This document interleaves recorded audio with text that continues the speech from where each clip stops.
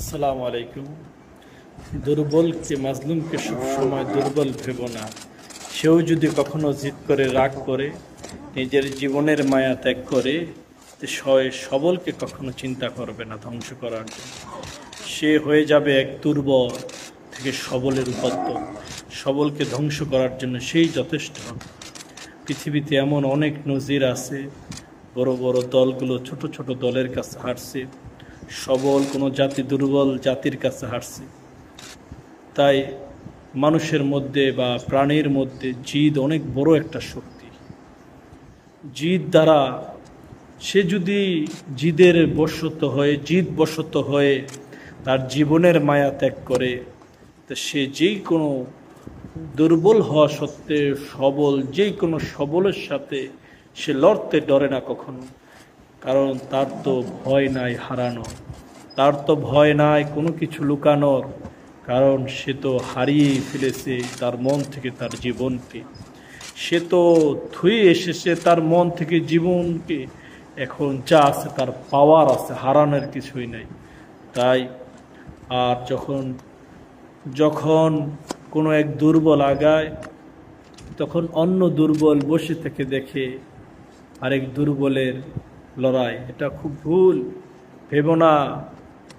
ভেবো না যে দুর্বলকে আঘাত করার জন্য সবল আসছে, তার স্বভাবের কারণে সে তোমাকেও আঘাত করতে আবার আসবে। যে এক দরজা খুলেছে সে আরেক দরজা খুলবে। তাই তুমি তার দরজা খোলার সময় ভেবো না তোমার দরজা খোলার জন্য, তোমার কপাট ভাঙার জন্য কেউ আসবে না। তাই তুমি আগিয়ে যাও। হতে পারে তার দরজা খোলার সময় ডাকাত দল চিরতরে বিদায় নেবে। তোমার দরজার কথা তারা জানবেই না, তোমার কথা তারা শুনবেই না। কারণ তোমার কাছে আসার আগেই তারা ধ্বংস হয়ে গিয়েছে। তাই তুমি দুর্বল হও, সবল হও। যখন কোনো মানুষকে নির্যাতন করতে দেখো, তখন নির্যাতিত মাজলুমের পক্ষে তুমি দাঁড়াবে। তাহলে এমন হবে, তুমি যখন মাজলুম হবে তখন কোনো জালিম তোমার বিপক্ষে দাঁড়াতে পারবে না। তুমি যখন মাজলুম হবে, কোনো জালিম তোমাকে আঘাত করতে আসতে হাজারবার লক্ষবার চিন্তা করবে। যদি মাজলুম আরো হয়ে যায়, মাজলুমের কাতার যদি আরো বৃদ্ধি পায়, তাহলে জালিমের তক্ত তাউত ছিন্ন বিচ্ছিন্ন হয়ে যাবে। তাই আমরা বুঝি, আমরা খেয়াল করি, আমরা সকলে আগিয়ে যাই, আমরা সকলেই দৃঢ় হই। এক ফোঁটা জল কিছুই না সূর্যের কাছে। তো ফোঁটা ফোঁটা জল যখন মহাসমুদ্রের রূপ ধারণ করে, সূর্য তার কাছে মলিন হয়ে যায়। সারাদিন সূর্য তাপ দেওয়ার পরও নিজে বিলীন হয়ে যায় সমুদ্রের তলে আমাদের দৃষ্টিতে। কিন্তু সমুদ্র তার অক্ষত শরীর নিয়ে পৃথিবীর বুকে দাপিয়ে বেড়ায়। তাই ক্ষুদ্র হয়েও না, ক্ষুদ্রকে বৃহৎ আকার করো। ছোট ছোট কণাগুলো মহাসমুদ্রের রূপ ধারণ করে। বিন্দু বিন্দু বিন্দু বিন্দু কণাগুলো মহাসমুদ্রের রূপ ধারণ করে। আর ছোট ছোট কণাগুলো, ছোট ছোট বালিচিকাগুলো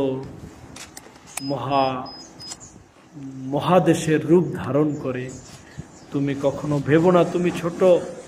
কারণ তুমি তোমার এই শরীরটা আরেকজনের জন্য পেতে দিলে, আরেকজনের পাশে দাঁড়িয়ে গেলে, সেও তোমার পাশে দাঁড়ালে তুমি একটি শক্তি হবে।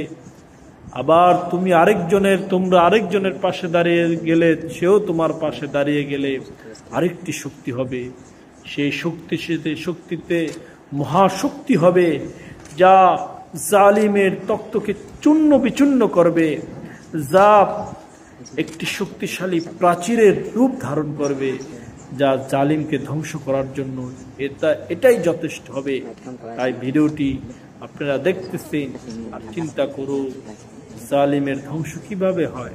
তাই কেউ দুর্বল নয়, হয়তো তার কাছে কোনো কিছু কমতি আছে, কিন্তু তার কাছে কমতি আছে বিদায় আরেকজনের কাছে কমতি এটা নয়। আমার কাছে হাত আছে, তোমার কাছে পাও আছে। এক অন্ধ